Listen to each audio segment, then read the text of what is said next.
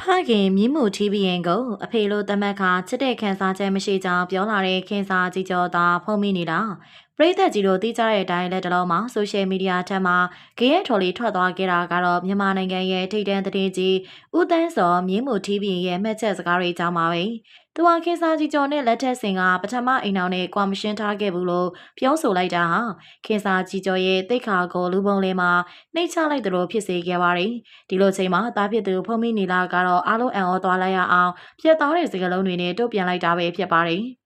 အထူးသဖြင့်ဖုံးမီနီလာကအဖေကိုမချစ်ပဲအမေကိုသာချစ်ကြောင်းပြောတာပါဖုံးမီနီလာအခုလက်ရှိမှာလိုင်းလေကြားကပန်းရွှေကြားဆိုတဲ့စကားမှာပါဝင်တရုပ်ဆောင်နေတာအားလုံးသိကြမှာပါအဲ့ဇလန်ထဲမှာသူဟာဖခင်ဖြစ်သူကိုယူမှုချစ်ပြရတယ်လို့ဖခင်မြတ်တာငတ်မွတ်နေတဲ့သားတရားဖြစ်တရုပ်ဆောင်ရပါတယ်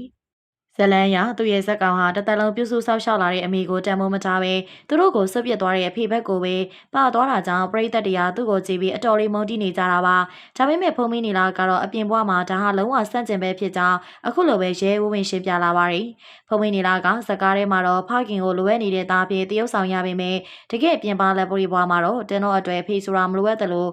ခံစားရတာ19နှစ်ရှိပါပြီအဖေကိုချစ်တယ်ဆိုတဲ့ခံစားချက်မျိုးကဘလို့လဲဆိုတာတော့ကျွန်တော်မသိပါဘူးလို့ဆိုလာတာဟာဖခင်ဖြစ်သူဦးတန်းစော်တော်တကယ်ကိုရှင်းနာစရာကောင်းလာပါတယ်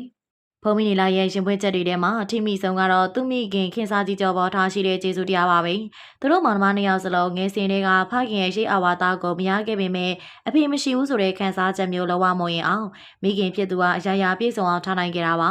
အမေကအဖေလိုရောအမေလိုပါကျွန်တော်တို့ကိုပြုစုပြောထောင်ခဲ့တာမလို့အဖေစီကရမယ်မြတ်တာမျိုးကိုကျွန်တော်တို့မတောင်းတမိဘူးလို့သူကဆိုပါတယ်ဒါကဖခင်ဖြစ်သူကိုမုန်းတီလို့ပြောတာမျိုးမဟုတ်ပဲမိခင်ဖြစ်သူရဲ့18နှစ်တာရုံးကန်ပေးဆက်မှုတွေကဖခင်စီကရှားသိမ်းရထိုက်တဲ့မြတ်တာတွေတဲ့ပုံမကြီးမားနေကြတာကိုတသက်ပြလိုက်တာပဲဖြစ်ပါတယ်။ဖုံမင်းနီလာဖခင်ဖြစ်သူနဲ့ဖုံပြောပြတဲ့အဖေဟာတာဝန်ကြီးတယ်ဆိုပေမဲ့အဖေကိုအဖေလို့သတ်မှတ်ပြီးချစ်တဲ့ခံစားချက်ကတော့မရှိဘူးလို့ပုပ်ပွင့်လင်းလင်းပြောပါတယ်။အထူးသဖြင့်သူမိခင်ကိုစိတ်ညစ်အောင်ကိုယ်သိက္ခာကျအောင်ဘသူပဲလို့သားတယောက်အနေနဲ့လုံးဝညင်ခံနေမှာမဟုတ်ဘူးလို့ပြတ်သားစွာသတိပေးလိုက်တာပါ။ဒီစကားဟာဖခင်ဖြစ်သူဦးတန်းစော်ရဲ့မှတ်ချက်တွေပေါ်ပေးလိုက်တဲ့အထီးရောက်ဆုံးတုတ်ပြန်မှုတစ်ခုပါပဲပရိသတ်တွေလည်းဇလန်းထဲမှာမိခင်ကိုပြစ်ပယ်တဲ့သားဖြစ်မြင်ပြီးစိုးရင်ခဲ့ကြပေမဲ့အပြင်မှာတော့မိခင်ဘက်ကနေမမမဲရှက်တီနေတဲ့ဖုံမီနီလာကိုကြည့်ပြီးစံပြသားလိုက်မှလေးဆိုပြီးပိုလို့တောင်မှအချစ်တိုးနေကြပါတယ်ခြုံငုံကြည့်ရမယ်ဆိုရင်ဖုံမီနီလာရဲ့တုတ်ပြန်မှုဟာခင်းစားကြီးကျော်အတွက်တော့18နှစ်တာရုံးကန်ကြရသမျှတွေအကြီးမားဆုံးသောဆုလက်တစ်ခုပါပဲ